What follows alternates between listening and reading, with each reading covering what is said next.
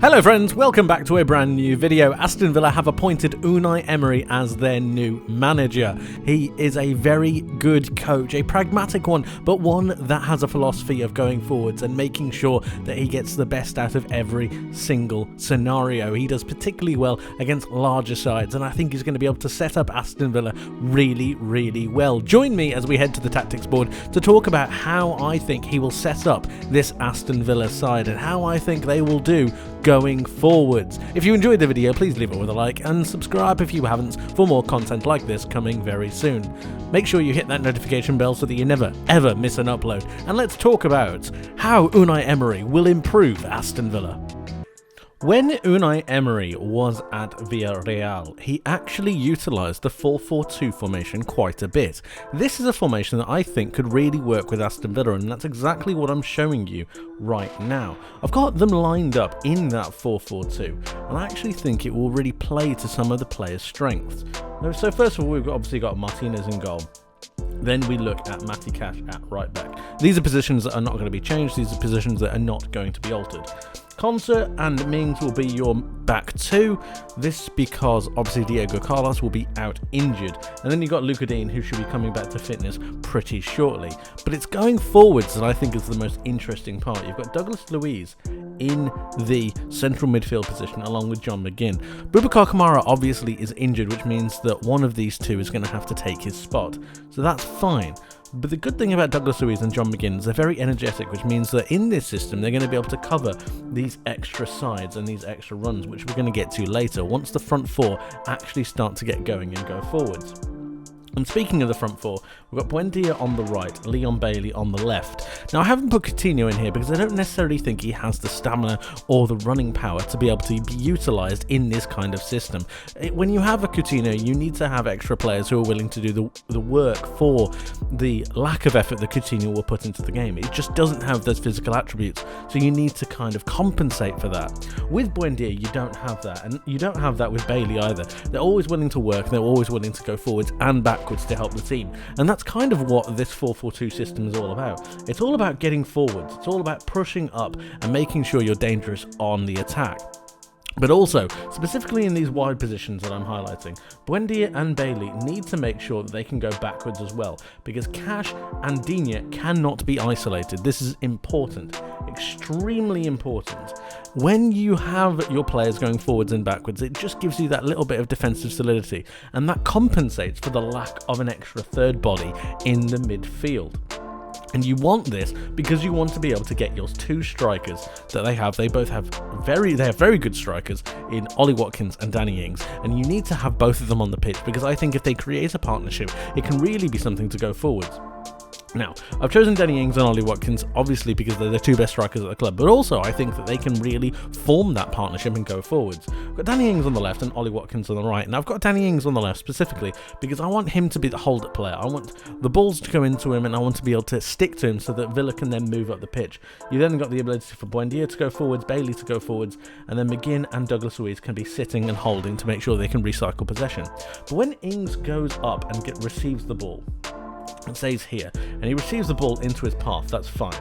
When this happens, you want him to take the ball down and be on his right foot. If it's on his right foot, that then allows him to play the ball into Ollie Watkins going forwards. He needs to be on his right foot so he can play it almost first time. If he's playing it first time, then that means that Ollie Watkins can get on his bike much faster and allow him to get in on goal quicker. It's these kind of intricate details that I think Unai Emery is going to be looking at, and things that are really going to be noticed towards the start of his tenure at Aston Villa. He's going to be changing things quite rapidly, and I think that with his integration of this system, it will really help Villa both move up the pitch and also be defensively sound when they have to go backwards. But speaking about going forwards, we've got Buendia, Douglas Luiz, John McGinn, Bailey, Dean, Mings, Concert and Cash all moving forwards. Now they want to again be keeping this line. Want to be keeping this line just high enough up the pitch so they're not really susceptible to the counter, but also so it allows their fullbacks to really bomb on forwards. I don't really want Douglas Luiz or John McGinn to be going forwards all too much. I want them to be rotating the ball and recycling it throughout the midfield. Because when you go forwards, you have Bailey who's able to make these runs into the box, and that allows Dean to then go make an overlap. The same with Buendia. Buendia will like to be in this channel, this specific channel here, and that allows Matty Cash to then bomb forwards and create overlaps. When you're creating overlaps, you're creating overloads. We all know this. So when you're going forwards, it really allows the two strikers to be in the box. And that's one of the issues that Villa have really had. They haven't had strikers within the width of the 6-yard box. And that's what they need. They need Buendia to be making runs towards the byline. They need crosses into the box to allow Watkins and Ings to get those tap-ins, to get those headers. And if they don't have that, then Villa are going to really struggle.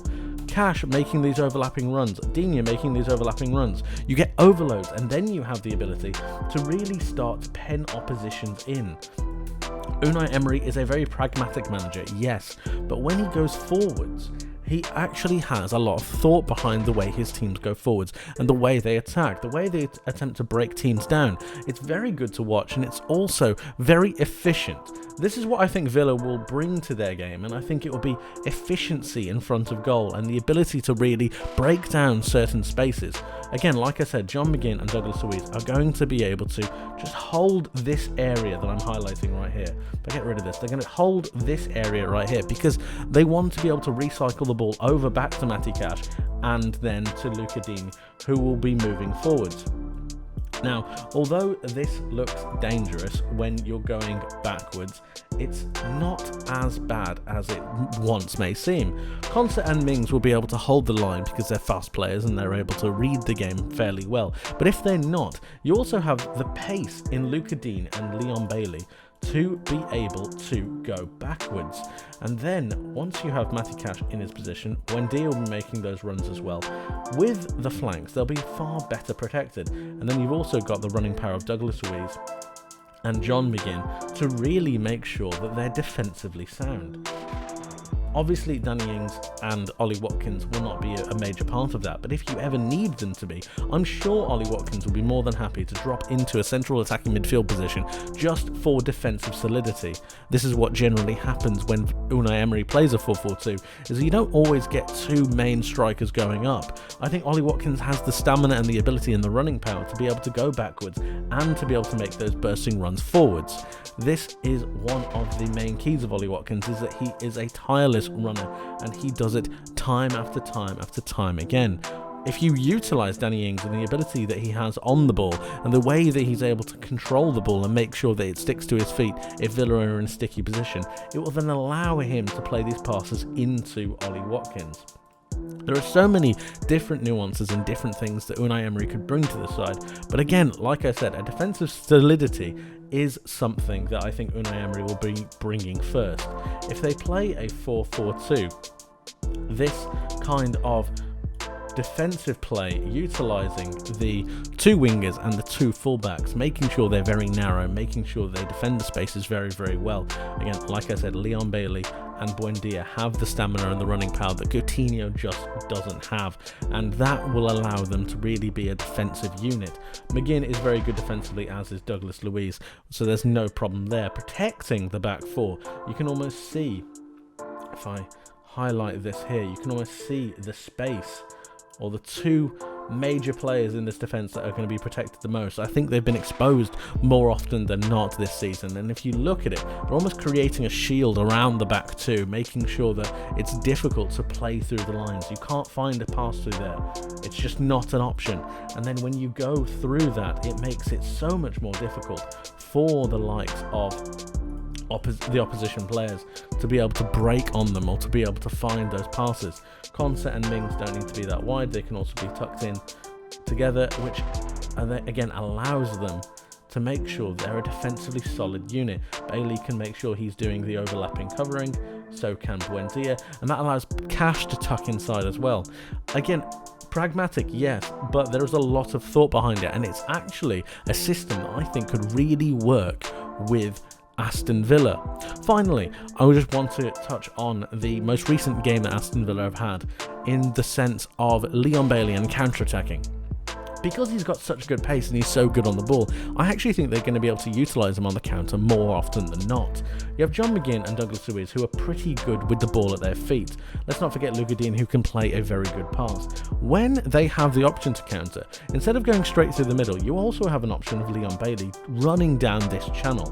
You have the option for McGinn to play that pass, for Digne to play that pass, and all of a sudden it becomes another proposition. It's another danger unit. You also have the ability for Buendia to switch the play to Bailey if he wants to move forwards, and if he does move forwards, you've again got another asset, you've got another string to your bow, and it makes the opposition think that just a little bit more on what they're going to be doing and how they want to attack. They don't want to fully commit because they know you have pace on the break. They know that Ollie Watkins is going to be able to make these runs. They know that Danny Ings is going to be able to hold the ball up. Buendia has the passing range, if he's given the confidence and the license to do so, to be able to find these players.